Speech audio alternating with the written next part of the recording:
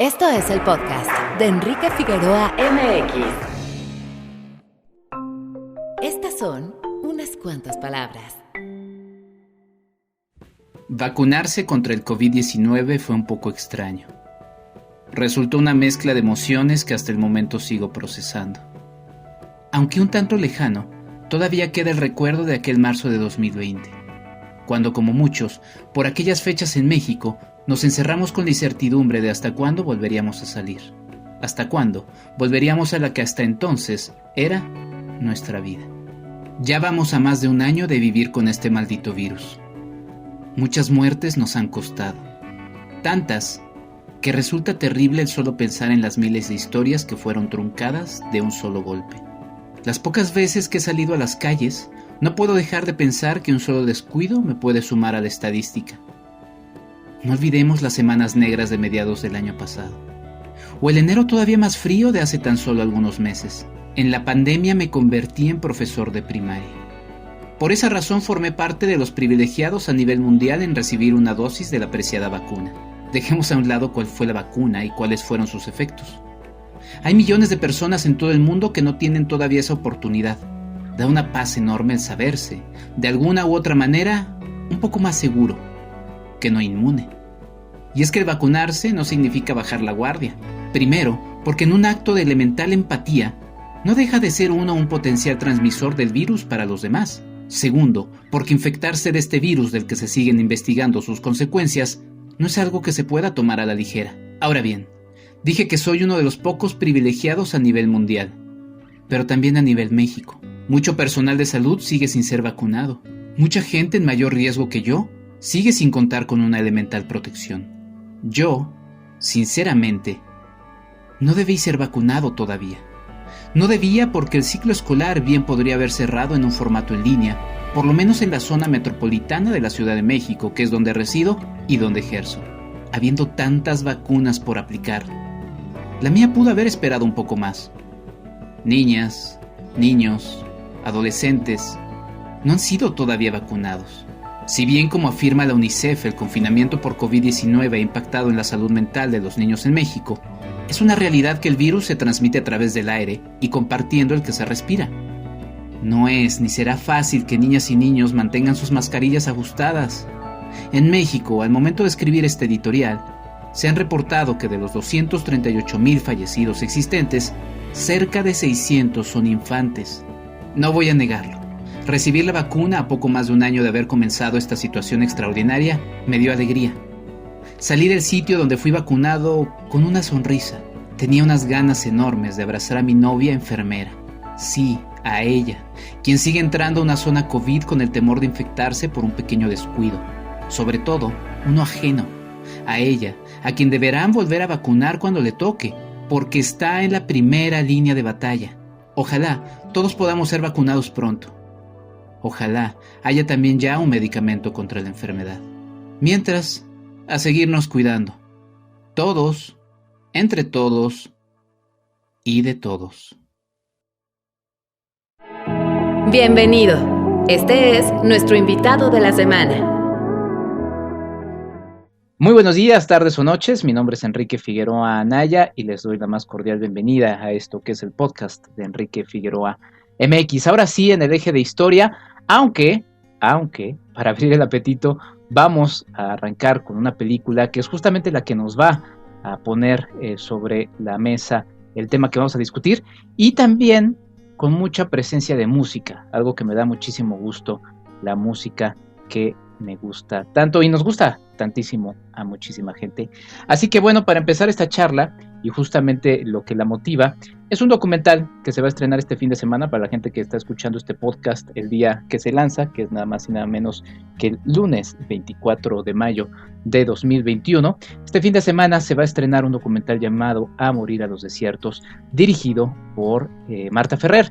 Y tenemos nada más y nada menos que a Marta del otro lado de la línea. Marta, ¿cómo estás? Bienvenida. Muchas gracias por abrirnos la charla sobre este documental, un documental dedicado al canto cardenche. Hola, muchas gracias. Cuéntanos, Marta, ya tienes una relación obviamente con México, todo a partir de un intercambio académico, pero de repente te enamoraste de muchas cosas por acá. ¿Cómo llegas justamente a la historia del canto cardenche que te lleva justamente a trabajar en A Morir a los Desiertos? Bueno, pues este proyecto nació de una manera totalmente emocional y visceral, porque un amigo me mostró un video de YouTube de los cardencheros de Sapiorís, un video casero, y me conmovió muchísimo. O sea, es un canto que conectas o no conectas como la película, y yo conecté totalmente. Entonces aquella noche soñé en tres bocas que me cantaban al oído, que esto después fue una escena de la película, y me desperté con el ansia de hacer algo. No sabía qué iba a hacer, pero quería grabar al canto y a estos señores. Y nada, y con el sonidista pues ahorramos, nos fuimos a Torreón, a Sapiorís, a conocer a los cardencheros. Y bueno, me acuerdo como si fuera ayer de que nos recibieron en el patio de la casa de don Toño Valles, uno de los cardencheros, y a los 5 minutos ya se pusieron a cantar canciones y bueno, ahí reconfirmamos que queríamos hacer algo. Y ahí empezó todo. La música, los sonidos nos evocan imágenes y tú como cineasta, ¿qué imágenes primero antes de llegar a este sitio que nos platicas te evocaron estos cantos? Bueno, yo tenía muchas ganas de filmar el canto de una forma muy orgánica. O sea, quería conocer el canto en su hábitat, en su paisaje, ¿no? Porque al final es el semidesierto y este paisaje es muy notorio. Entonces, tenía muchas ganas de eso, de agarrar la cámara y dejarme llevar por lo que sentía en el momento que cantaran y que los movimientos reaccionaran a esa emoción. Esa era como mi primera idea. Después, claro, al ir ahí y conocer más la historia del canto, me empezó a fascinar mucho lo que había detrás de esta tradición, ¿no? Que es el contexto de las haciendas algodoneras. Y ahí empecé a entender el por qué es un canto tan desgarrador y tan nostálgico. Y es porque refleja esas condiciones de dureza de los trabajadores de las haciendas que vivían en condiciones de esclavitud casi, ¿no? Entonces me empezó a fascinar el tema de cómo la música es capaz de reflejar esos pedazos de historia, esos contextos sociales o el sentir de una comunidad, ¿no? Y ahí, pues claro, se vinieron otras imágenes como para poder explorar ese tema. Sí, sí, es un canto obviamente, pues justamente con este aterrizaje en esa sociedad en particular, en ese momento en particular, y ahorita abordaremos eso, pero mencionabas justamente el desierto, y el desierto se presenta desde el inicio como un personaje, ¿no? Vemos al inicio la presencia constante de piedras, que es algo que iremos viendo en el desarrollo del documental, el por qué. Vemos también, por ejemplo, o nos enteramos de dónde nace la denominación de Cardenche, ¿no? Ligada a las cactáceas, y escuchamos inclusive por ahí en los cantos de los animales, de los insectos del propio desierto, como si el propio desierto nos cantara o nos estuviera hablando, que eso también es la parte sonora muy importante. El desierto como personaje, pues es fundamental en A Morir a los desiertos.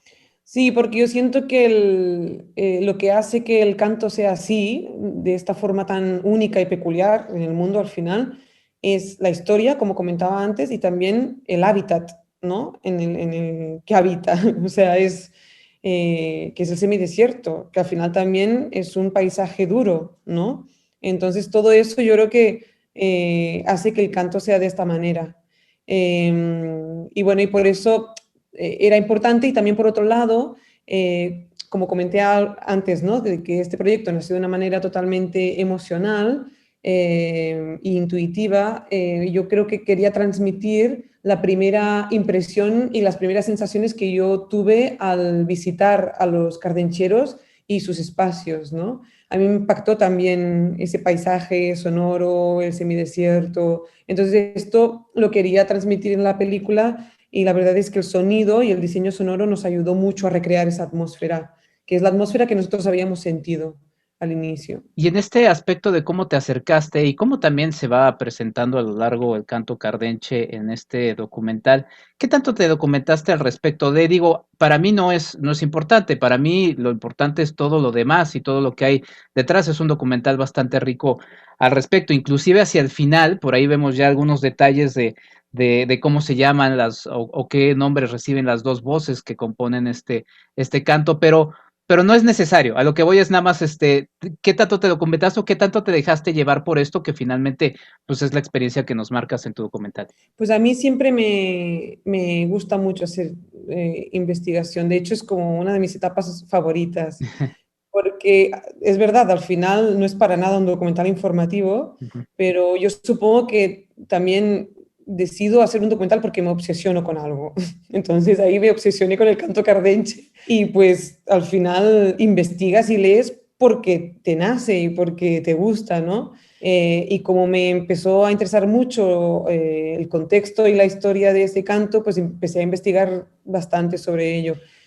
Pero esto es como un poco para empaparme de los temas y del canto y de la tradición, pero luego ahí en el rodaje me dejó llevar bastante por la intuición y más por la emoción que me generaba ese canto y las personas que lo ejecutan, más que querer dar una información. Es más una mirada sobre lo que es para mí ese canto y para mí qué es la música, ¿no? Como algo muy importante para reflejar lo que somos al final. Y sobre la región, ya nos platicabas un poco que a partir de justamente esto, pues llegaste a los elementos que se mencionan ahí, de dónde nace, en qué contexto social, histórico nace el canto, pero ¿qué más descubriste de la región que decidiste o quisiste vaciar en el espacio, más allá también de la presencia del desierto? Bueno, quizás una de las cosas interesantes es que en la película se ve los trabajos que tienen ahora los jóvenes de estas Ujú. comunidades y también la música que escuchan. Y como yo me clavé bastante en eso del trabajo, ¿no? Y de la dureza del trabajo y el canto como reflejo de eso, me pareció muy interesante también ver cuál era el trabajo de los jóvenes ahora y qué escuchaban los jóvenes ahora, porque ellos ahora ya no escuchan canto cardenche, pero escuchan otras cosas, ¿no? Como por ejemplo hip hop, que para mí podría ser el nuevo canto cardenche, ¿no? En esos lugares. Y me pareció muy interesante también grabar el trabajo de esos chicos porque la mayoría de ellos trabajan en maquiladoras en las ciudades. Ujú. Entonces se trasladan cada día a las ciudades muy temprano y regresan muy tarde para trabajar en esas maquiladoras, que la verdad también son trabajos bastante duros. Y me pareció que era un poco la esclavitud moderna, ¿no? Entonces me pareció, bueno, muy interesante cómo hacer esta analogía. Sí, no tenemos en este podcast una sección de hablemos del capitalismo, deberíamos presentarla, pero yo viendo tu documental y como fan también, por ejemplo, del western, en esa región pues, se filmó mucho western de los propios Estados Unidos y está la presencia constante de la locomotora, ¿no? Que en el western clásico nos remite justamente al paso de la modernidad, ¿no? A esa amenaza de que se acaba una época, ¿no? Aquí ya se acabó, o sí, o está en proceso de, porque justamente eso queda un poco ahí. Para ti era importante también marcar esto de la locomotora que a más de 100 años pues sigue presente justamente como ese símbolo, por lo menos yo lo visualicé así en tu documental. Bueno, el tren pasó a ser un personaje importante porque es que es un tren que atraviesa el pueblo cada 20 minutos. Entonces es que está ahí y además, o sea, lo para todo. Pasa el tren y si estabas teniendo una conversación tenías que parar porque no escuchabas absolutamente nada. Entonces al final era inevitable que estuviera ahí y al final también nos obsesionó un poco. De hecho, el sonidista, ¿no? Lo grabó de todos los ángulos, con diferentes micrófonos. Teníamos trenes grabados de mil diferentes maneras y era algo que nos gustaba mucho, ¿no? Cómo esta cosa, este monstruo enorme pasaba y era capaz de pararlo todo. Y además, como dices tú, ¿no? Es un tren que tiene mucha historia. De hecho, es un tren que puso Porfirio Díaz, ¿no? Como para modernizar estas comunidades y al final se quedaron en nada, ¿no? Casi. O sea, al final fueron víctimas también de esta modernización. Y es interesante cómo quedan estos vestigios, ¿no? De esto, el tren, las casas, ¿no? Que también las casas de estas comunidades son las casas que hicieron los dueños de las haciendas, ¿no? Como Ujú. para los trabajadores, entonces son como todas iguales. Entonces, bueno, es muy interesante porque en estos lugares la historia es muy presente todavía y es Sí, una historia muy fuerte. sí. Bueno, en este año en particular en México estamos en plenas conmemoraciones se van a hacer todavía más fuertes hacia la segunda mitad del presente año 2021, porque se celebran, o bueno, se conmemoran también 200 años de la consumación de la independencia de México, que por cierto, uno de los sitios físicos que retratas ahí, que forma parte del final, está relacionado a ello. Pero hablemos otra vez de esta parte de la modernidad y en esta sección de Hablemos del capitalismo. Hay una escena que me gusta mucho en la que pasa una camioneta de manera muy breve, con el radio a todo volumen, y se escucha este contraste de la música y que está presente a lo largo de toda la película, de la música que le está haciendo eco a los jóvenes. Si bien es también representante un poco como esta escena en la que nos platicaba, se van a las maquiladoras a trabajar y es otro tipo de contexto el que tienen y por lo tanto es otro tipo de canto y música al que recurren, de alguna manera también está presente esta invasión, como el tren, de sonoramente de este capitalismo que está imponiendo otro tipo de géneros, digo, más allá de que se puedan apropiar. Sí, bueno, claro, yo no lo sentí como una invasión, Mm, sino como lo que escuchan ahora los jóvenes. sí, Es así y hay que aceptarlo al final. O sea, sí, sustituyeron un poco quizás el canto cardenche por el reggaetón, pero, pero al final es lo que les mueve a los jóvenes de ahora, ¿no? Y claro, o sea, un poco, además es interesante porque un poco el canto cardenche dicen los expertos que desapareció cuando llegó el tocadiscos y la televisión, ¿no? En los mm, años 60 o así en las comunidades, ¿no? Claro, eran comunidades totalmente cerradas, gente muy pobre que no salía de sus comunidades y la llegada de todos estos elementos fue una apertura bestial al mundo, ¿no? Entonces es normal también que, como dices tú, si el mundo cambia, las tradiciones cambian. Y creo que es lo más bonito de la tradición, que son cosas muy vivas que se adaptan al hábitat en el que viven y al mundo en el que viven. Entonces, por eso yo digo siempre que para mí el canto cardenche no muere, sino que se transforma en otras cosas, ¿no? Y por ejemplo, ahora pues están haciendo proyectos muy interesantes donde musicales, como el de Juan Pablo Villa y el coro cardenchado, o como los de los Caballeros del Plan G, que hacen rap y hip hop y salen los créditos de la película, y ellos, por ejemplo, hacen rap encima de pistas de canto cardenche. Entonces, hay como ahora han surgido como diferentes proyectos en los que se reinterpreta el canto cardenche y lo hacen más vivo que nunca. sí. Y bueno, y más allá de pensar si es una invasión de las músicas mainstream y del capitalismo, a mí lo que me interesaba en este documental era cómo la música refleja el sentir de la gente y la forma de ser de la gente y bueno, eso es, y la necesidad sobre todo de la música para expresar lo que nos pasa en la vida y el dolor que tenemos en la vida, ¿no?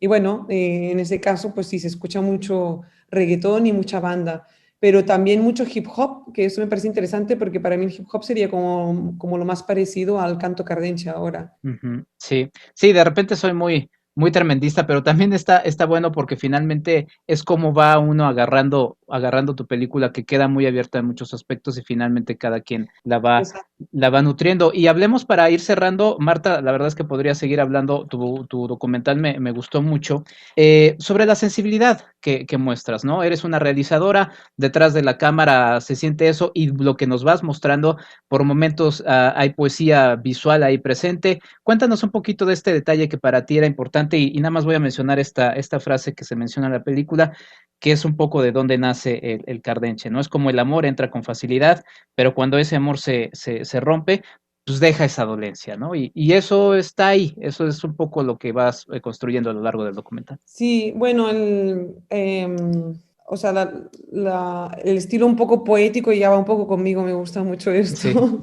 Sí. Y también me gusta mucho como hacer analogías, me encanta eso, ¿no? De conectar temas, porque al final era un reto este documental, porque no es un documental de un personaje principal, ¿no? Que te cuente una historia, que tenga conflicto y tal, sino que es una película coral y es muy difícil contar una historia así. Y era un poco el reto y un poco el personaje principal al final es el canto, ¿no? Eh, y bueno, un poco yo me lo tomé como una interpretación mía del canto cardenche, así como Juan Pablo Villa y el coro cardenchado hacen su reinterpretación musical, yo me lo tomé como una reinterpretación cinematográfica en la que yo pues a través de imágenes y sonidos dejaba mi mirada sobre este canto, ¿no? Y lo que era para mí este canto y la música. Entonces, bueno, por un lado están las escenas más pensadas, ¿no? Como para transmitir ideas, ¿no? O preguntas que yo me hacía. Y por otro lado están las grabaciones puramente más desde la intuición y desde la emoción, que sobre todo las hacía cuando cantaban. Cuando cantaban como un poco me dejaba más ir por la intuición. Sí, Y bueno, la verdad es que el proceso fue muy bonito de hacerlo. sí. Pues bueno, ahí está A morir a los desiertos, que también yo guardo como un retrato, pues igual de la vejez, del paso del tiempo. Es un documental que llena en muchos aspectos. Marta, ¿cuándo se estrena y dónde podemos seguir viendo tu trabajo, que ya ha sido laureado en México y que la verdad celebramos y te agradecemos, la verdad, que se guarden este tipo de testimonios, porque finalmente es un testigo de ese canto que, si ha de transformar, pues no importa, ya tenemos aquí un testigo muy necesario sobre su paso. Sí, pues se estrena el 28 de mayo y bueno, estén atentos a las redes, al Facebook de A morir a los desiertos, de Pimienta Films, que es la productora. Se van a ir dando todos los detalles de dónde se va a estrenar. Y nada, y bueno, les animo a que lo vean porque también es un canto que no es tan conocido en México, así como es muy conocido en el mundo de la música tradicional. No es tan conocido y es sorprendente porque es un canto único en el mundo y muy peculiar. Y nada, les animo a eso, que sigan viendo las redes para que estén informados y lo puedan ver en pantalla grande, que es importante, sobre todo por el diseño sonoro que comentaba, ¿no? Que ahí, claro, toma otra dimensión en la sala de cine. Sí, escuchar ese desierto en particular, esos cantos, las particularidades sonoras de la construcción musical del mismo, terminará siendo muy importante. Yo lo vi por el asunto de trabajo en la computadora, pero correré al cine en cuanto se estrene. Marta, pues muchas felicidades y mucho éxito con la película. Bueno, muchísimas gracias. Muchísimas gracias, Marta. Nosotros nos vamos a un corte porque después de eso vamos a regresar a hablar más justamente del canto cardenche, nuestro tema aquí en el podcast de Enrique Figueroa MX. No se vayan. Hablemos de diseño y construcción con el arquitecto Jorge Figueroa Márquez. La pandemia nos ha puesto a pensar más en la salud y en cómo procurar que los espacios en que habitamos se conviertan en entornos saludables. En nuestros hogares existen una serie de productos de uso cotidiano en cuya fabricación se utilizaron sustancias tóxicas y que en muchos casos se dispersan en el ambiente y que pueden ser causantes de diversas enfermedades, desde simples gripas hasta cosas mucho más complicadas. Es un problema real sin duda, y terminar con ello no es fácil, ya que prácticamente en todo lo que se tiene en el hogar hay algún tipo de sustancia química que es perjudicial a la salud. Sin embargo, hay medidas que podemos tomar para reducir este tipo de sustancias e incluso llegar a erradicarlas totalmente. Lo primero que hay que hacer es informarnos.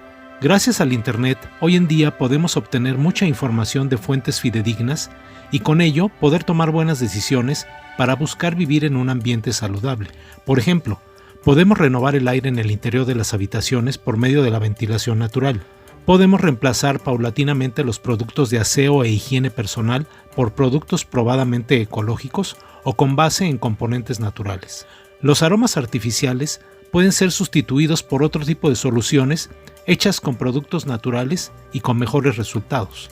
Y así, podemos encontrar una larga lista de soluciones para resolver esta situación. Los estudiosos del tema han desarrollado una tecnología ecológica llamada fitorremediación, la cual aprovecha la capacidad de algunas plantas para tolerar, absorber, acumular y degradar sustancias y compuestos contaminantes.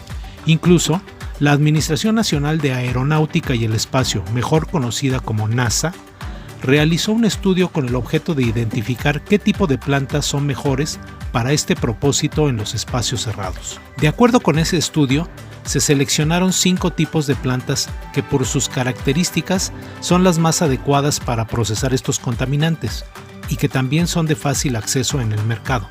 Estas plantas son el teléfono, que es una planta muy resistente y no requiere de muchos cuidados. La cuna de Moisés, que puede sobrevivir con poca luz y poca agua. Son longevas y pueden procesar los 5 contaminantes analizados en el estudio de la NASA. La palma rafia, o palmera de bambú, la cual puede llegar a crecer hasta 3 metros de altura. La lengua de suegra, que entre sus características adicionales soporta climas extremos. Y la conocida como árbol de hule, que además de procesar eficientemente los contaminantes, ayuda a mantener la humedad en el ambiente.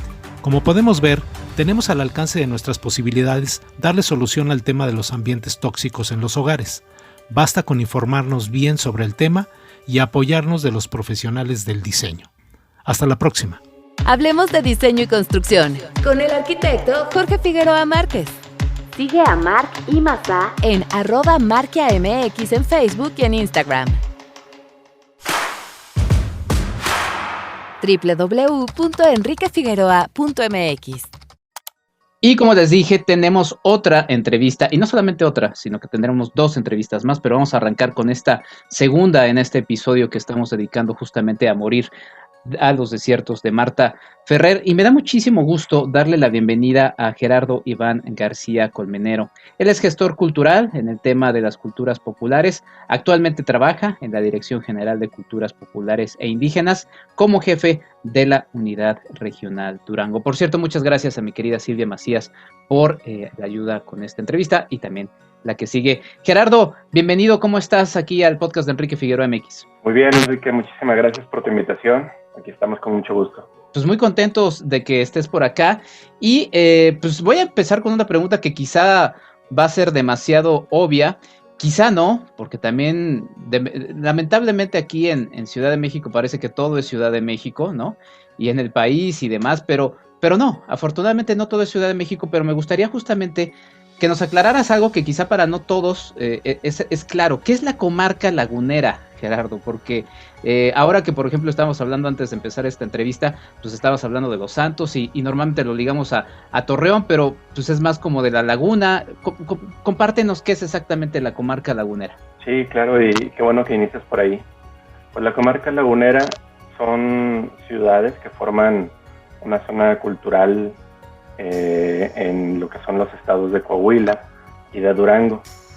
Las 3 ciudades principales que se conocen comúnmente son Torreón, lado de Coahuila, Gómez Palacio y Lerdo, del lado de Durango.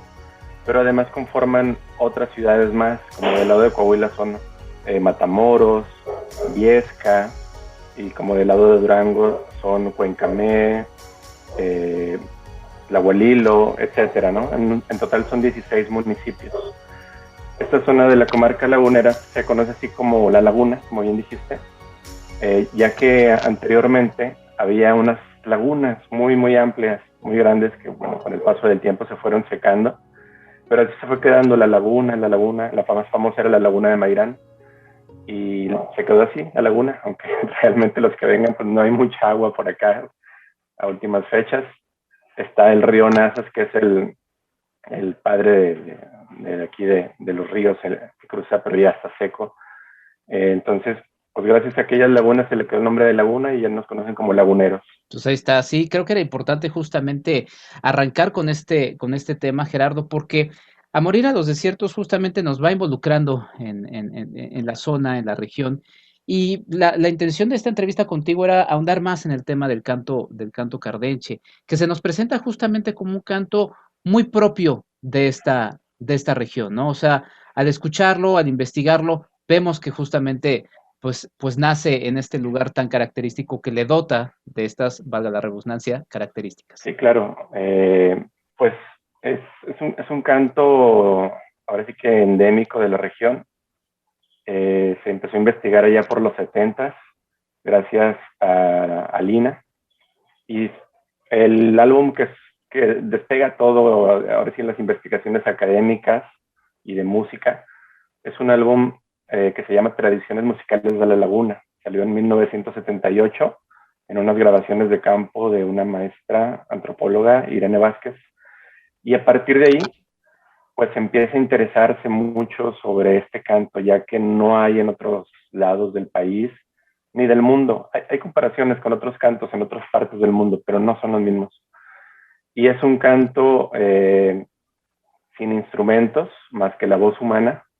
Es un canto polifónico y es, como les decía, este álbum es el que detona todo. De ahí empiezan a surgir cancioneros, que son las transcripciones de los cantos, porque esto todo se lleva a base de la memoria oral, ¿no?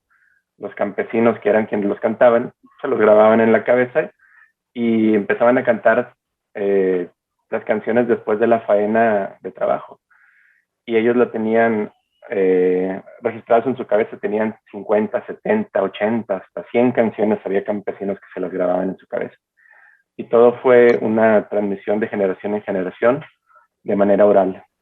Sí, este disco que mencionas, por cierto, se puede escuchar en línea. Toda esa colección de la Fonoteca de Lina vale muchísimo la pena para ir descubriendo no solamente la música de la región, como ya mencionaste, tradiciones musicales de la Laguna, la canción Cardenche es el disco número 22. Y por cierto, ahí hay un tema que se llama Yo ya me voy a morir a los desiertos, ¿no?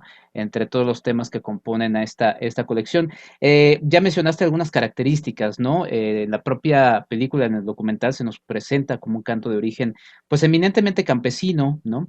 Que toma su nombre de una cactácea de la región y que se calcula que se escucha a finales del siglo XIX. Pero ¿cuál podríamos decir que es como el poblado de nacimiento o en esta toda región tan amplia como la mencionas? Porque por ahí se menciona la flor de Jamulco, en Coahuila, Durango o inclusive hasta Zacatecas.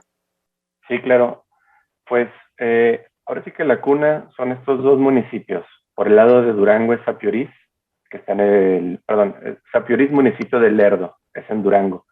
Y por el lado de Coahuila es la zona de Jimulco, el barrio de Guadalupe, Juan Eugenio, que está en el municipio de Torreón, que es de Coahuila. Estos dos lugares son como la cuna, Jimulco y Sapiorís. Pero se dice que pues estos cantos en realidad tienen diversas, ¿cómo decirlo? Como hipótesis de dónde vienen estos cantos, ¿no? Hay quien dice que vienen de gente que venía de otros lados y ya se fue, pues, configurando en esta región como un canto cardenche, porque esta gente, nos dicen los cardencheros, pues llegaban absolutamente sin nada, o sea, apenas con su camisa. Entonces, cuando terminaban las tareas del campo, que eran muy agobiantes, pues se iban a los basureros, bueno, que no eran los basureros como los conocíamos ahorita, eran realmente pues desechos orgánicos, ¿no? Hojas de maíz, etcétera. Y se iban hasta allá porque los patrones eran muy severos y pues no los dejaban que se fueran a desvelar ni a andar borrachos al siguiente día, ¿no? Uh-huh. Y se iban hasta allá porque sabían que hasta allá no los iban a buscar. Y ya estando allá, pues se ponían a cantar. Y era gente que venía ahora sí con la bonanza del algodón, retomando la pregunta, de Zacatecas, de San Luis Potosí, de Aguascalientes, de esta zona, sobre todo de Zacatecas, que es donde emigró más gente. Y traían estos cantos, ¿no? Hay estudiosos músicos que dicen que probablemente el origen del género sea de la época colonial, por la ornamentación y el estilo barroco de estos cantos. No se sabe realmente.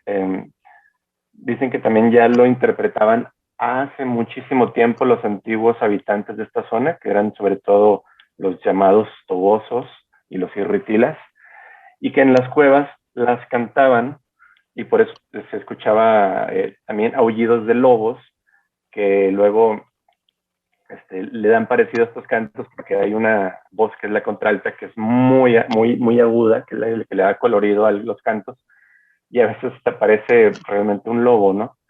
De hecho, un apunte en este tema de los lobos, por ahí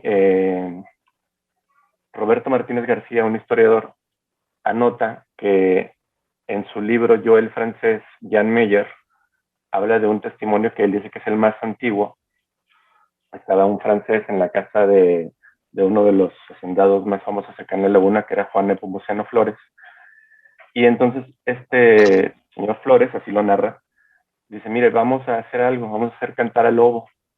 Entonces entonaron un canto que le dicen cardenche, dice el francés, y sus versos, el coplero lanzó sus versos y después de varios intentos escuchó con asombro la respuesta de los coyotes a lo lejos. Estos repetían la misma armonía y hasta los falsetes del coplero. Y cuando terminaban los coyotes, el jinete cantaba, luego los coyotes repetían y al final todos a coro, mexicanos y franceses, hombres y animales entonaron los falsetes con entusiasmo. Eso te lo leí tal cual, aquí lo tengo. Entonces, pues hay varias hipótesis de dónde viene el origen de estos cantos, ¿no? Realmente no lo sabemos. Wow, qué interesante que nos compartieras esto justamente en el episodio anterior, e invito y remito a la gente que nos está escuchando a que lo revisen si se lo saltaron. Hablábamos un poquito del origen de las lenguas, de los idiomas, y muchos también obviamente se relacionan a lo que iban escuchando, y lo que iban escuchando en este caso pues eran animales, ¿no? Y de ahí algunas palabras se fueron conformando y demás, pues obviamente también la música tiene sus orígenes y me parece realmente muy valioso que hayas puesto esto sobre la mesa. Sí, mencionabas 3, 4, 5, hasta 5 voces a capela también, y un canto que estas diferentes voces reciben también algunos nombres. La verdad es que en el documental, y no es la intención del documental, no se nos presenta tanto eso, se nos presenta apenas un pequeño repaso del asunto técnico de estos cantos, pero bueno, la relación de las relaciones que tiene el canto cardenche con otras músicas, pues se puede descubrir que tiene relaciones con el blues, con la paguela francesa, los cantos de velorios de los llanos colombianos. La verdad es que es una música que tiene muchas relaciones, pero también me gustaría un poquito ahondar, Gerardo, en la actualidad de estas regiones, porque también, justamente como lo mencionaba al principio, es muy propio de estas regiones, lo mencionabas también en el asunto de que es muy propio de estas haciendas, de la situación que vivían estos campesinos, y la música se ha ido transformando. Las comunidades se han movido a otras zonas un poco más, como se ven en la película, hacia zonas más urbanas, donde hay presencia de fábricas, otro tipo de trabajos pues igual, de duros, ¿no? Pero que se van cambiando de paisajes y paisajes sonoros. Sí, claro.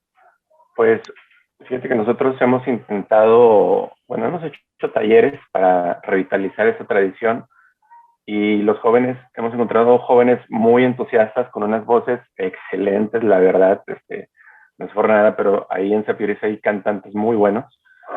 Y estuvimos trabajando con talleres con jóvenes. Desafortunadamente es otra realidad la que se vive, no es aquellos contextos donde pues no tenían ni radio, ¿no? Ahorita pues llega la radio, llega el internet, en tu celular ya bajas cualquier tipo de música y ahora sí que te pones a cantar lo que tú quieras.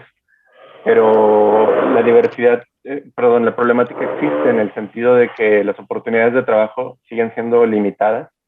Entonces los talleres se nos descomponían porque ya se iba uno a Estados Unidos, ya se metía otro a trabajar en la maquila, ya se iba otro a cantar, pero en grupos de banda, que son los que ahorita dejan los ingresos, y era muy difícil continuar con estos grupos de canto cardenche. Los cantantes se iban del taller a trabajar a Estados Unidos, a la maquila aquí mismo, o a grupos musicales como las bandas o los grupos de cumbias, que aquí hay muchos, afortunadamente también, pero pues ya son otros géneros. Fíjate que también por acá hay grupos muy interesantes de lo que es el hip hop o el rap.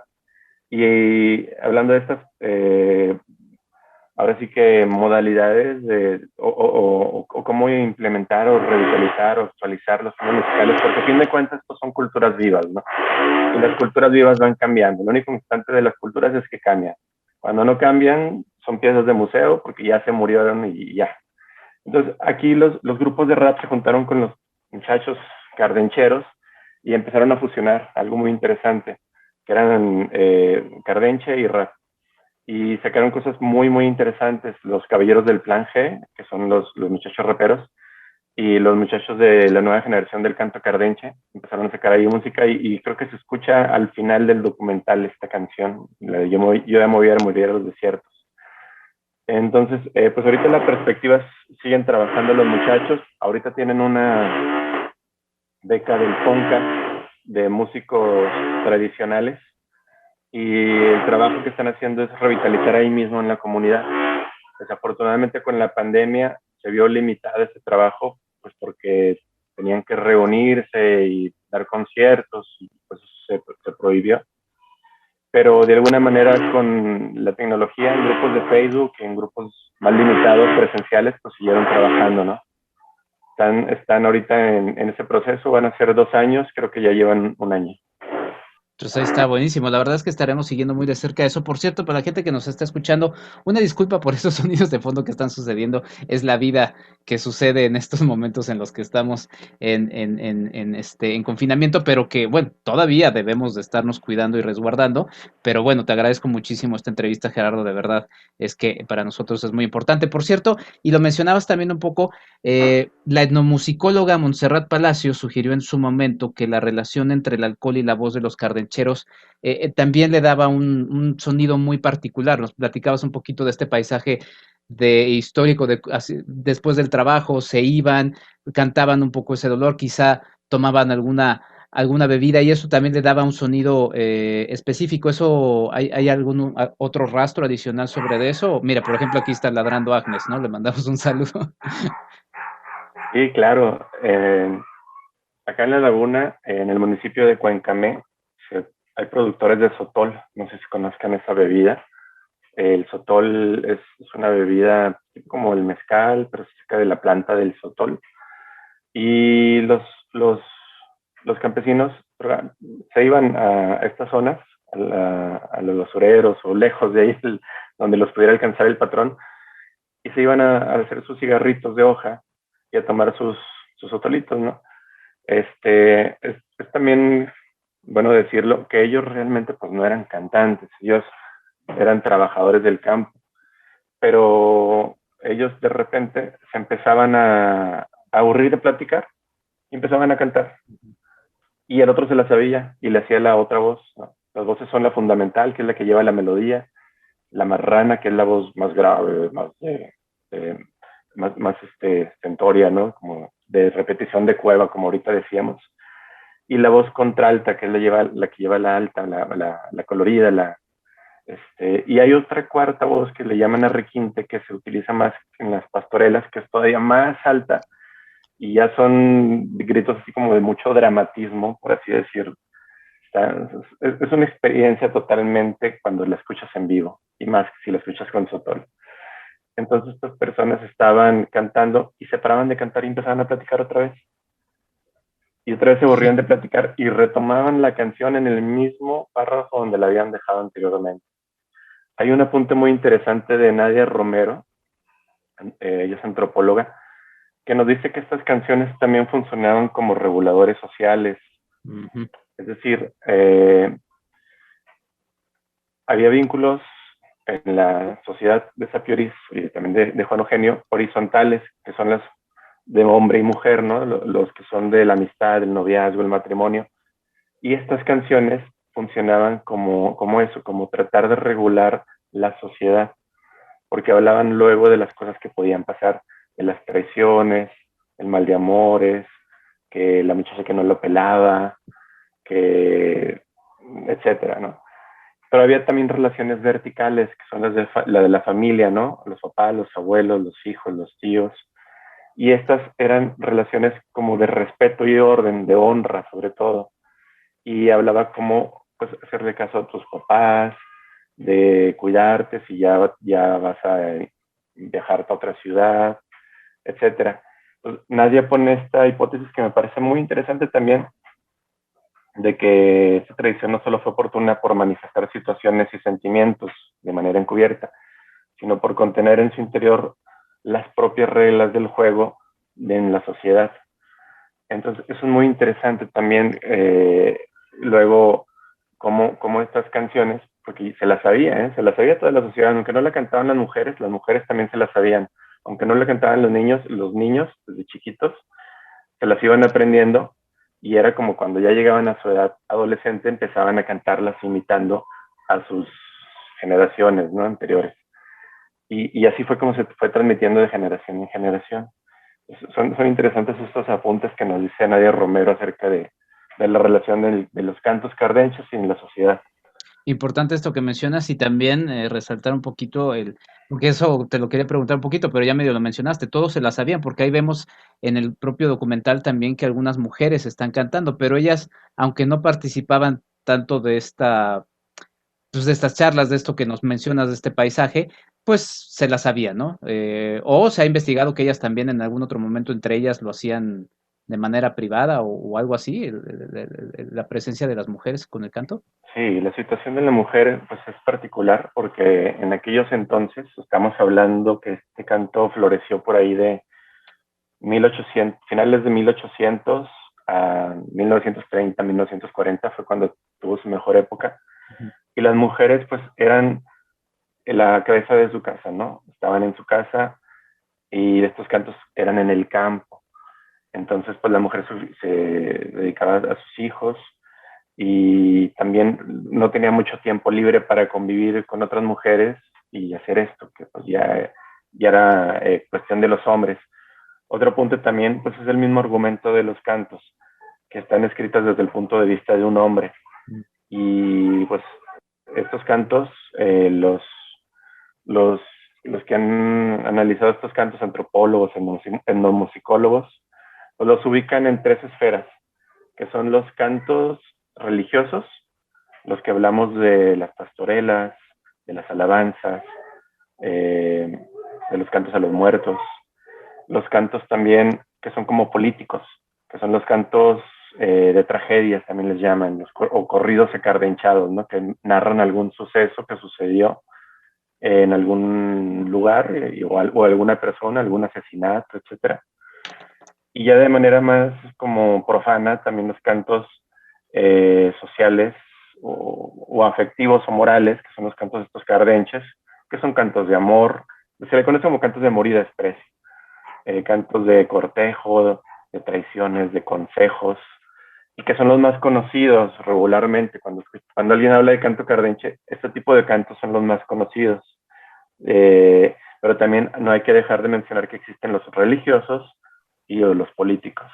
Sí, la verdad es que es una historia muy interesante, Gerardo, y quizá para ir cerrando un poquito, ¿cuál es la actualidad? Porque pues tú te relacionas justamente con eso de la difusión, de la promoción de este canto para su resguardo, para que se quede y no se pierda, ¿no? Y también quizá un poquito en específico, pues de los cardencheros de Sapioris, ¿no? Que en 2008 ganan el Premio Nacional de Ciencias y Artes y que todavía yo recuerdo hace un año haber leído ahí algunas noticias de que pues estaban un poco también en el olvido, quizá también por el asunto de Soledad y por la situación que se cruzó en el mundo, ¿no? Que fue estropeando un poco presentaciones y demás. ¿Cuál es la situación actual de la preservación del canto cardenche? Ok.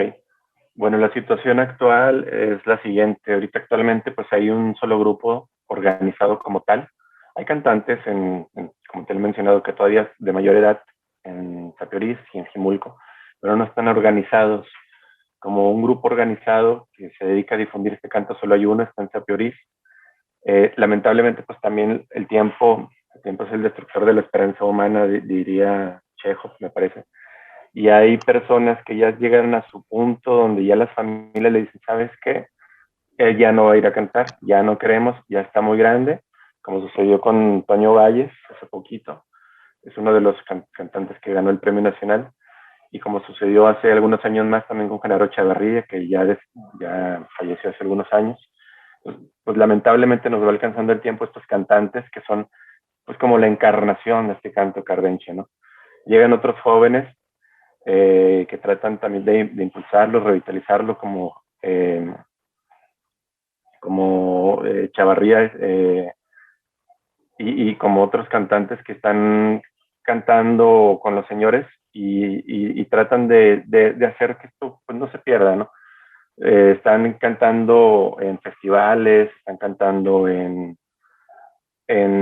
donde los inviten y cantan, pues. Funcionó mucho lo que fue el Premio Nacional de Ciencias y Artes, ya que a partir de ahí detonó ahora sí a nivel nacional e incluso internacional, porque ya fue cuando fueron a Estados Unidos, a Washington, a Texas, incluso a París, Francia, y sobre todo aquí en México a festivales muy, muy importantes como el Festival Cultural Tajín, etcétera, por no dejar fuera ninguno. Estos actualmente te decía, tienen la beca del FONCA, están trabajándolo, están incluyendo a jóvenes, incluyendo sobre todo también a mujeres. Las mujeres están cantando cada vez más y eso es importante. Y pues hay proyectos ahí de revitalizar la pastorela también. La pastorela hace algunos años ganó una convocatoria PACMI, que es el programa de apoyo a estas culturas.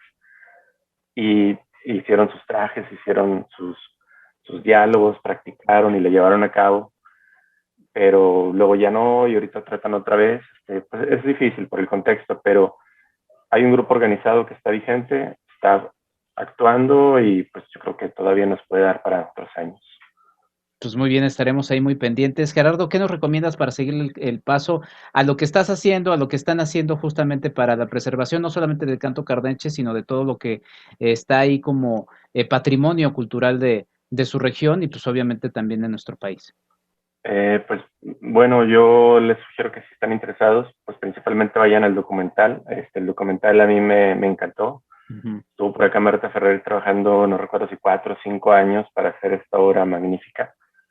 Te llega directo al corazón, no es un documental muy racional o académico, no, creo que va directo al corazón para hacerte sentir, para hacerte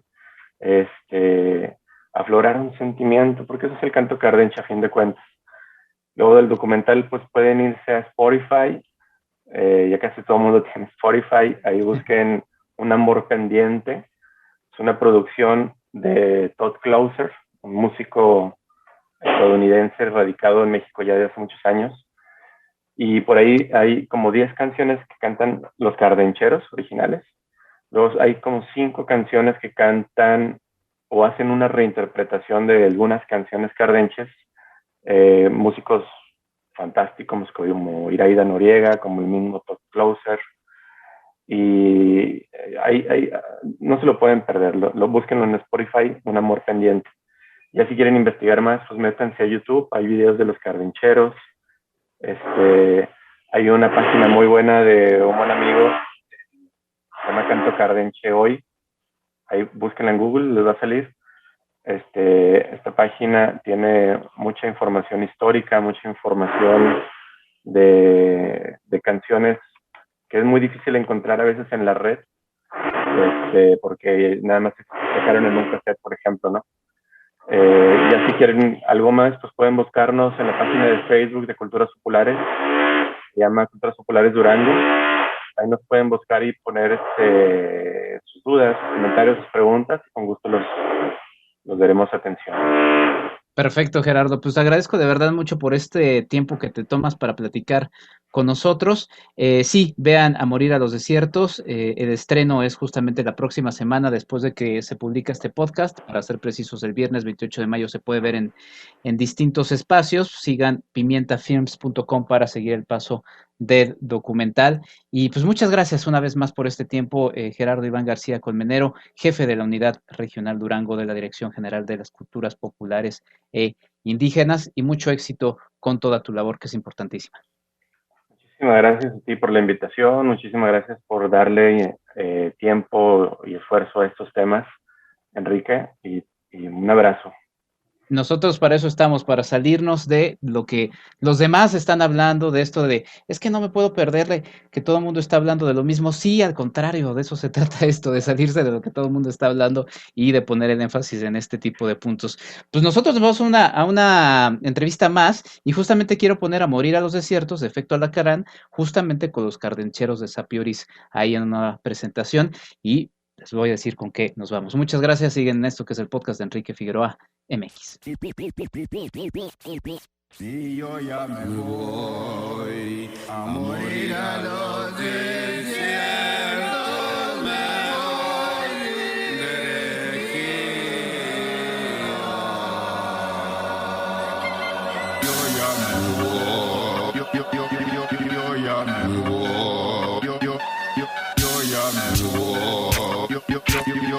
ya me voy, yo ya me voy a morir a los desiertos, me voy de ejido.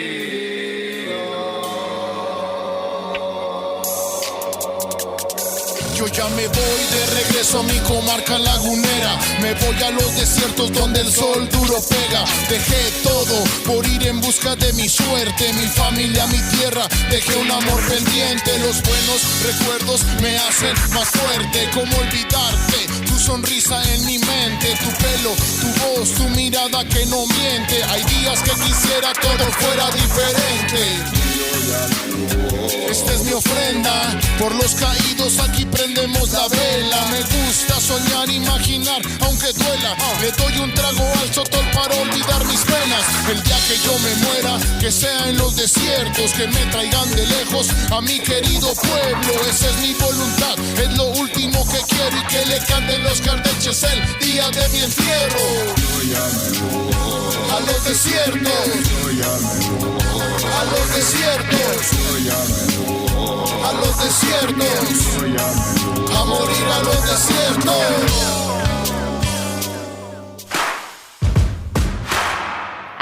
@EnriqueFAMX en Twitter. Y acabamos de escuchar un pedacito de A Morir a los Desiertos de Efecto Alacrán featuring Cardencheros de Sapioris, y justamente tenemos a la cabeza detrás de este tema, que es Felipe del Río, vocalista, productor y letrista de Efecto Alacrán y Caballeros del Plan G. Felipe, bienvenido a este podcast de Enrique Figueroa MX. Muchas gracias por aceptar la entrevista. Enrique, gracias a ti por invitarme. Estoy encantado y emocionado de estar aquí platicando un poquito de hip hop y el cardenche. Pues te insertas ya en una charla larga que hemos dedicado al tema. La verdad es que podríamos dedicarlo más. Ya platicamos con Marta Ferrer, todo comienza con su documental A Morir a los Desiertos. Platicamos también ahorita con Gerardo Iván García Colmenero, y ahora te insertas tú con este tema que me gustaría que nos ligaras ahora que veníamos de la plática con Gerardo Iván García Colmenero, porque se menciona que todo comenzó por ahí un poquito con este tema por ahí de 2014. Platícame un poquito el camino para Felipe. Pues mira, yo regresaba de Argentina a La Laguna de vacaciones nada más, iba a visitar a la familia y me entero que Gerardo justamente Colmenero tenía ahí la idea de fusionar esto, ¿no? Porque el canto cardenche de este tiempo ya que está en peligro de extinción, y hay muchos digamos, esfuerzos de parte de departamentos de cultura, de asociación civil, para rescatar o para mantener un poquito más el canto cardenche. Entonces, por varias personas nos juntan porque iba a haber un evento de culturas populares donde teníamos que mezclar esto, ¿no? O sea, la manera en que el hip hop se podría acercar a la gente sería justamente a través del cardenche, o la manera de que el cardenche se podría acercar a otro tipo de gente a través del hip hop. Entonces, en fin, nos unen y empezamos como a ensayar, a preparar un acto para ese concierto. Y al principio fue como una obra de teatro, porque el canto cardenche no lo podíamos como fusionar con hip hop, ¿no? Es decir, estaba ahí como medio extraño, y resulta que era como una obra de teatro. O sea, los nuevos cardencheros, es decir, los que seguían, Higinio, Marco, ellos pues hacían como, y el Pelón, hacían como su pedazo del cardenche, era como exponer lo que se vio en el taller de cardenche, y luego nosotros hacíamos hip hop, y luego después ellos exponían cardenche, y luego nosotros contestábamos con hip hop, y para mí era como una obra de teatro, ¿no? De contestar y hablar, contestar. Entonces, nos gustó bastante. A mí siempre me ha gustado como productor resaltar como de dónde somos, los sonidos de la laguna, de la región, del norte. Entonces, a partir de eso, me quedé con esa espinita y empecé a producir, empecé a samplear el canto cardenche. Pero para eso tuve que ir a pedir permiso. Me contacté con Higinio Chavarría, y él a su vez me contactó con Fidel, el señor Guadalupe, los cardencheros, y les fui a proponer la idea que tenía sobre samplear sus voces y meterle beats, ¿no? Y bueno, yo estaba como muy temeroso con eso, porque pues es patrimonio, sí, es algo muy importante, y no quería que se tomara como falta de respeto, sino al contrario, ¿no? Era como hacer como un tributo o rendir honores en vida a esto que está sucediendo, ¿no? Y fue así como me metí a empezar a trabajar el canto cardenche, sampleándolo y metiéndolo a un sonido de hip hop. Y al principio, te digo, no sabíamos cómo. Utilicé la técnica del sampling, la más fácil para mí, es decir, montar en un controlador las voces y sobre el beat empezar a soltarlas, ¿no? La canción más emblemática, que fue A Morir a los Desiertos, aunque al principio empecé a trabajar a las 2 de la mañana, porque me enteré que Marta Ferrer estaba trabajando un documental y aparentemente se iba a llamar a las 2 de la mañana. Entonces yo quería hacer la canción y luego presentársela a Marta. Entonces empecé a trabajar a las 2 de la mañana. Marta Ferrer va al teatro en Torreón y hace una presentación de lo que lleva del documental.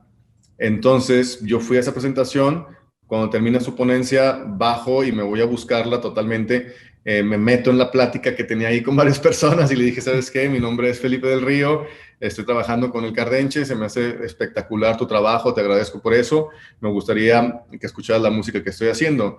Y así, súper chido, me dijo, sí, ten mi teléfono, hablamos. Entonces, hablamos y empezamos a desarrollar como esta relación de trabajo y le empecé a mostrar la música que estaba haciendo con Cardenche y me gustó bastante su opinión porque ella dijo, el rap es el nuevo Cardenche, ¿no?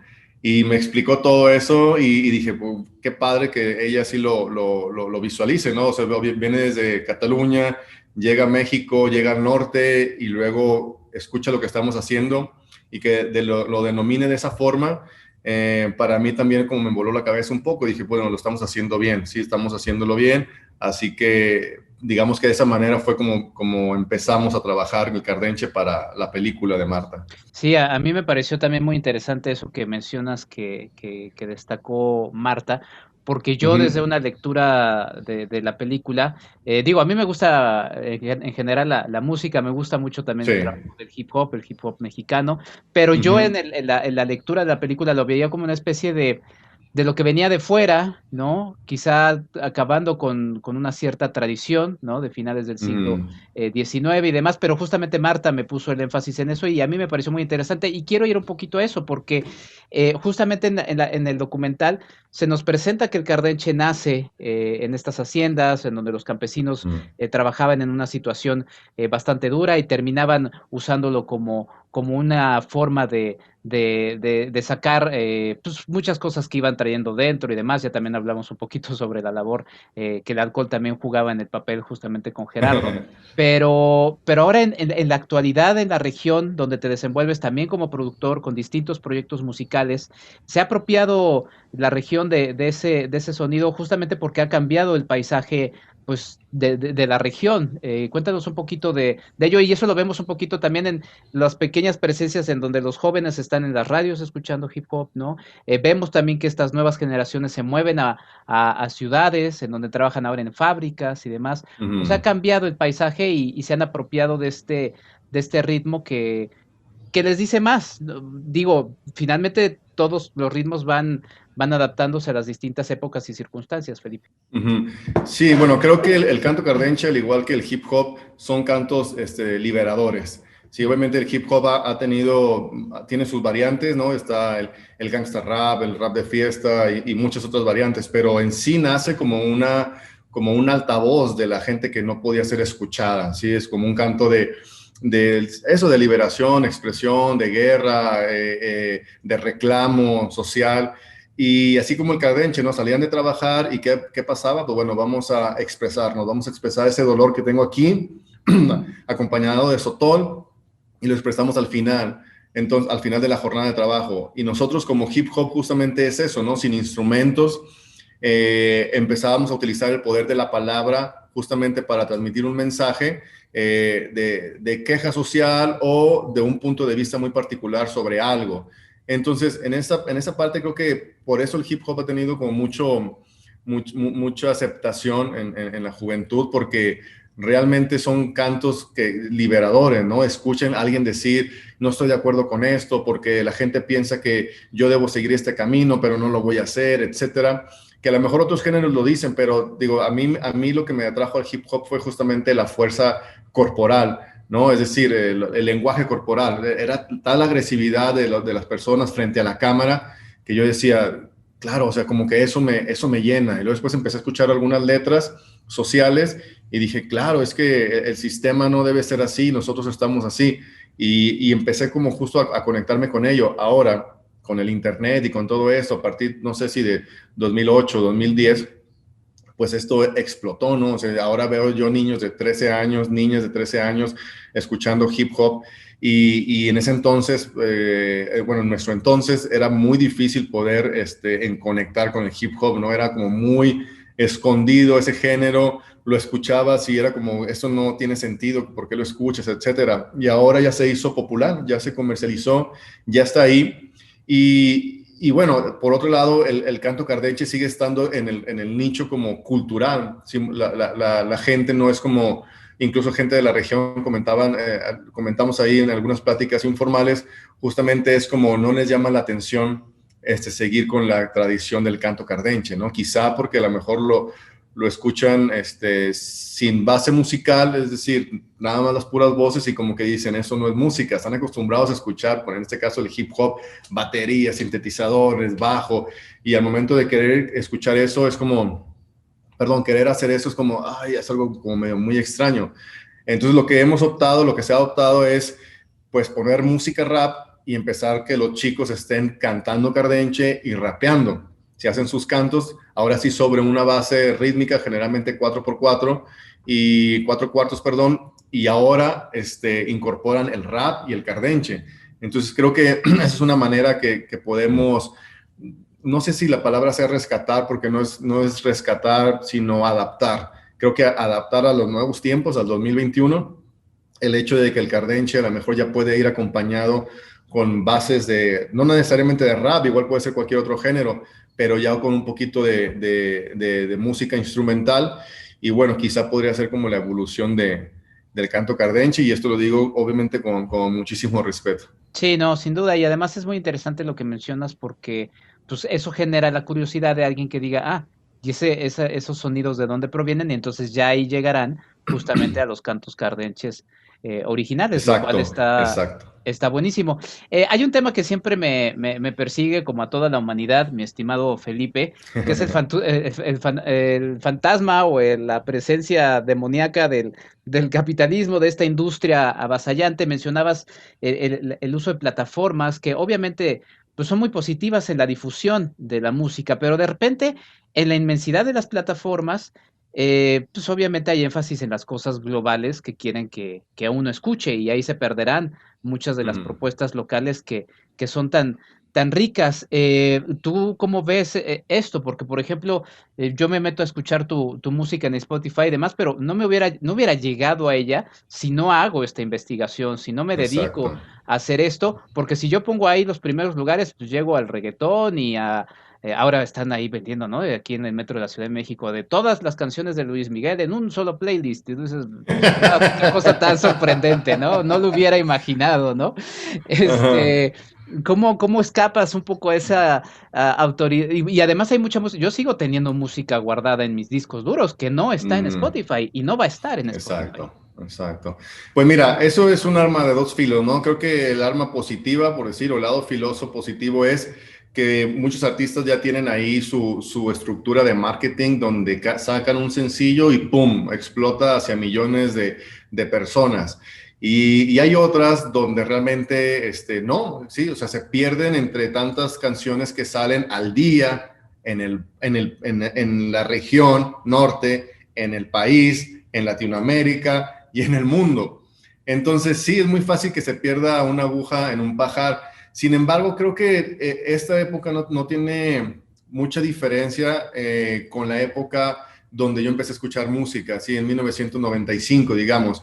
Y te lo digo de esta forma, es decir, yo recuerdo que yo no consumía lo de la radio, lo de la tele era como que, ok, está chido, pero entonces empezaba a buscar catálogos. Me acuerdo que iba a la tienda de discos, buscaba catálogos y seleccionaba un nombre al azar y decía, lo voy a escuchar. Pum, o sea, no agarraba ni MC Hammer, no agarraba Snoop Dogg, o sea, agarraba nombres extraños que de repente me topaba a lo mejor en una revista o que veía un video de patinetas, un video de graffiti y veía ahí algunos nombres, los anotaba y luego los buscaba, y en esa búsqueda resultaba que el disco estaba muy chido, la canción estaba muy chida.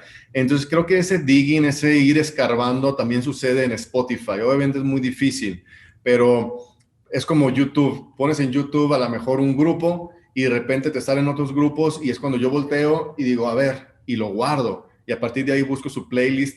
Entonces sí es muy fácil que se pierda, pero creo que para los que nos encanta buscar música, se transformó de buscar en los catálogos o en las cajas a buscar en la pantalla.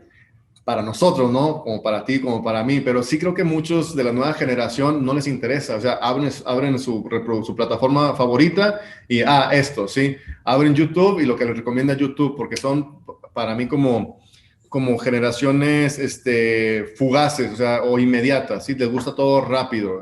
Escucho esto, ok, esta canción sí, bye. La que sigue, escucho este video, ok, pum, el que sigue, dame más. Entonces no es, digo, a lo mejor es irresponsable mi comentario, pero así lo percibo. No es como que ellos quieren buscar artistas nuevos o el otro lado de la moneda, sino es, ok, aquí están estos, voy a tener una fiesta, ¿qué pongo? Abren Spotify y luego el playlist, fiesta de viernes, y ya lo ponen y lo dejan sonando, ¿sí? Y bueno, habemos otros que más un poco, supongo, más preocupados por encontrar nuevos artistas o nuevas propuestas, tanto de México como de otra parte del mundo, que sí realmente estás buscando artistas. Y ya que buscas uno, por en mi caso, lo guardo y a partir de ahí eso me lleva a otros artistas, que eso también es lo bueno de las redes estas, ¿no? Te conectas con uno y te ofrece 5 más. Conectas con ese otro y te ofrece 5 más. Entonces, pues bueno, la onda es tomarse el tiempo para escarbar un poquito sobre las propuestas musicales. Pues ahí está, buenísimo, Felipe. ¿Qué propuestas musicales, además de las que encabezas, nos recomiendas de tu región, la Laguna, aprovechando tu presencia aquí en este podcast? ¿Nombres de artistas? Sí, de todo, La verdad es que aquí no le hacemos feo nada. Pues mira, la cumbia es esencial aquí en la Laguna. Sí, la cumbia es muy diferente a la cumbia en el centro del país. Bueno, pues obviamente, y incluso también el baile, cuando voy para México es cotorreo, ¿no? De que así no se baila la cumbia. Le digo, bueno, es que sí se baila en mi región, ¿sí? Claro. Entonces, la cumbia es excelente, hay manifestaciones artísticas miles, ¿no? Hay muchísimos grupos, está desde los más representativos como Tropicalísimo Apache, ¿sí? Hasta las nuevas generaciones que están elaborando cumbia con una propuesta muy chida. Y el hip hop ni se diga, ¿sí? El hip hop está a full, o sea, hay una parte que es el freestyle, que es pues todo un mundo donde la gente ve como una competencia, pero también como una forma de poder hacer dinero y de poder vivir, de estar haciendo letras improvisadas, es decir, el rap, ¿no? El freestyle. Y hay otra área que es los chavos que se están preocupando por sacar discos, ¿no? Es decir, de la canción 1 a la canción 7 va a ser mi concepto. Y eso está muy interesante, es decir, están compitiendo con la gente de todo el país y quizá de Latinoamérica. Entonces la cumbia, el rap está a flor de piel, tanto así que se vienen algunas colaboraciones de varias gente que he estado ahí sondeando entre cumbia y rap. Ya ves que ahora están haciendo muchas fusiones con rap con música de banda, uh-huh. Sí, con cantantes norteños. Ahora acá se va a hacer como rap con cumbia, entonces pues eso también habla de la región, ¿no? De la identidad de aquí de la comarca lagunera. Pues ahí está, Felipe. La verdad es que muchas gracias por estas recomendaciones. Estaba reflexionando que en mis episodios de podcast he estado hablando con mucha gente de fuera de Ciudad de México y de verdad quiero abrir una sección que se llama Afortunadamente no todo es Ciudad de México, porque pareciera de repente que así lo es, ¿no? Pero no lo es. Afortunadamente, qué bueno, y yo soy el primero en decirlo, y yo vivo y nací aquí. Súper. Felipe, te agradezco mucho. ¿Dónde te pueden seguir tu trabajo? ¿De redes sociales? ¿Dónde te pueden escuchar y demás? Ahí estamos en Instagram, Dr. Alacrán con K. Ahí googleen Dr. Alacrán o Caballeros del Plan G y ahí les va a salir una buena información. Ahí estamos siempre a la orden. Perfecto, pues te agradezco mucho, Felipe. Corran a ver justamente, sigan el camino de A Morir a los Desiertos de Marta Ferrer en pimientafilms.com, ahí sigan el camino de la película. Y te agradezco mucho, Felipe, por tu participación. Qué padre conocer de tu propia vez cómo te involucras con esta película, con este documental, y pues mucho éxito con tu carrera. Aquí tienes tu casa las veces que quieras, Enrique, muchísimas gracias, un saludo a todos y que la música no pare. Que la música no pare. Nosotros nos vamos a la recomendación de este fin de semana. Ya regresamos a esto que es el podcast de Enrique Figueroa MX. Nuestra recomendación para el fin de semana. La recomendación para este fin de semana es que asistan al cine y que lo hagan en una de las salas más interesantes de la Ciudad de México. Se trata, nada más y nada menos, que de Cinemanía. Cinemanía está ubicada en Avenida Revolución, esquina Río Magdalena, Colonia Tizapán, en San Ángel, y pueden asistir martes a jueves de 13 a 20 horas y viernes a domingo de 13 a 22 horas. Los lunes está cerrado y toda la programación la pueden checar en cinemanías.mx. La programación inicial de apertura de Cinemanía, que ha estado cerrado durante todo este confinamiento, es exquisita. El Diablo entre las piernas de Arturo Ripstein, El Diablo entre las piernas de Arturo Ripstein, La Paloma y el Lobo de Carlos Lenin, La Fiera y la Fiesta de Israel Cárdenas y Laura Amelia Guzmán, Divino Amor de Gabriel Mascaro, Belle Époque de Nicolás Bedeau, una retrospectiva de Wong Kar-wai y a partir del 27 de mayo, la muestra de la Cineteca Nacional. La verdad es que la invitación es sumamente atractiva. Regresar a una sala de cine con todos los cuidados, sin olvidarse de ellos, es una auténtica bocanada de aire fresco. Sí, una bocanada justamente con un cubrebocas, pero una bocanada al fin. Cinemanías.mx, les recuerdo, es el sitio donde ustedes pueden checar toda la programación del regreso de Cinemanía. Y si me preguntan, yo regresaría con La Fiera y la Fiesta de Israel Cárdenas y Laura Media Guzmán, una película tremenda que nos involucra en una atmósfera fascinante de un mundo de un realizador de República Dominicana, o con El Diablo entre las piernas de Arturo Ripstein, una película tremenda de uno de los autores más importantes de nuestro país, o por qué no, con una fantasía como la de Belle Époque de Nicolas Bedos. ¿Quieres ayudarnos a hacer más contenido? Tu apoyo es fundamental. Entra a www.patreon.com/Enrique Figueroa MX y elige entre las muchas recompensas que tenemos para ti. Desde un agradecimiento en este podcast hasta tu participación en un cineclub en línea donde tú puedes elegir el tema. Además de 50% de descuento en nuestros cursos, talleres y tours. ¡Únete! Sé parte de esta comunidad.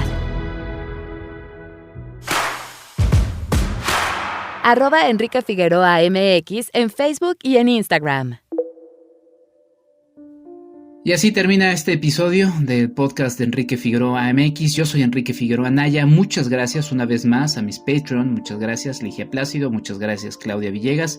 Y muchas gracias a ustedes que nos están escuchando semana a semana con este esfuerzo que estamos realizando en el podcast de Enrique Figueroa MX. Seguiremos sumando más conversaciones. Seguiremos sin duda abriendo aristas y temas para historia, para cine, para educación. Y seguiremos sobre todo saliéndonos de la conversación. Sí, es muy atractivo obviamente para atraer clics, para atraer atención, hablar de lo que todo el mundo está hablando, pero es más atractivo hablar de lo que casi nadie está hablando, porque de eso se trata, de presentar este tipo de elementos hacia ustedes. Sin más, yo soy Enrique Figueroa Anaya, cuídense mucho, de verdad que no dejaré de insistir en ese tema, porque este virus sigue ahí, a pesar de que algunos pareciera que ya lo han borrado de sus vidas, y no, esperemos no tener que caer en lo que ahora leemos, primero en Europa, ahora lo estamos leyendo en Sudamérica, y espero que no lo tengamos que volver a leer en México o vivir. Yo soy Enrique Figueroa Anaya, hasta la próxima, síganme en todo lo que estoy haciendo, www.enriquefigueroa.mx, hasta la próxima.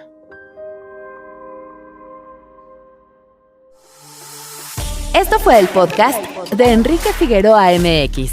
Hasta la próxima.